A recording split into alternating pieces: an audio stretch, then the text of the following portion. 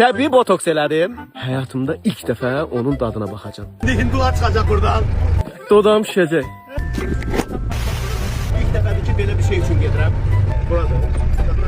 Həyatımda ilk dəfədir bunu yeyəcəm. İlk dəfə mütləq izləyin. Buradan belə qalxacaq qardaş. Meşədə, quru ağacın içərisində pətək qurmuş arının balından dadacağıq. Bu kötüyün içərisində indi bal var.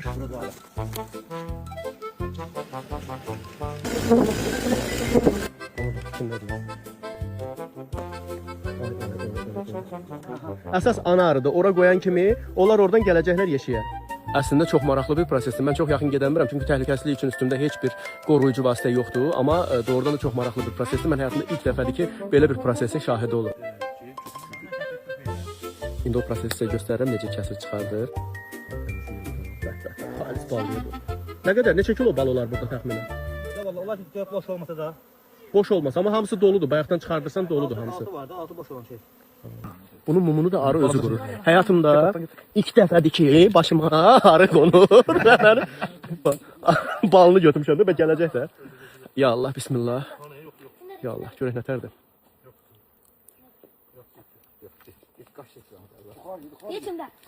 Elə bir dodağımın nəsə sancdı. Ha deyək, ha düz dodağında deyək, ha düzü. Deyək, ha deyək.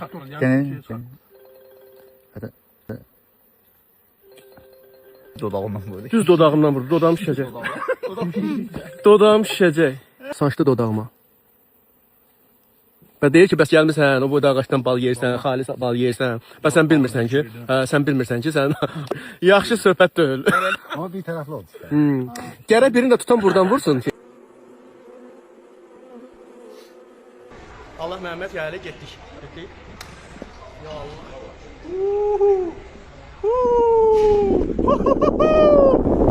Süper.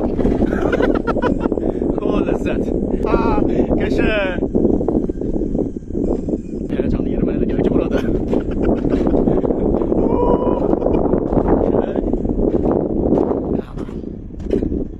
Baba. Bura çox qəşəng adrenalin ya. Bura mütləq gəlmək lazımdır, mütləq. Yüngül elə bil biraz mənləri iyi gəlir uşaqlar. Qəşəng. Neçə yerdə var, sürət azaldın. Yəni doğrudan da qəşəngdir. Oxay, hayıfdır elə. Azərbaycana qurban olma. Gör nə qədər gözəl şeylər var. Qruplar yaradıblar. Go, go. Ana go. Go nə altımı deyir go. Go yeridir. Oba, qəşəng. Buradan tam aşağı düşürsən. Yəni burada sürətlə getmək olmaz, Allah biləsin. Ehtiyatlı olmaq lazımdır. Yavaş, son 40 metr. Buradan belə özü gedir, hə?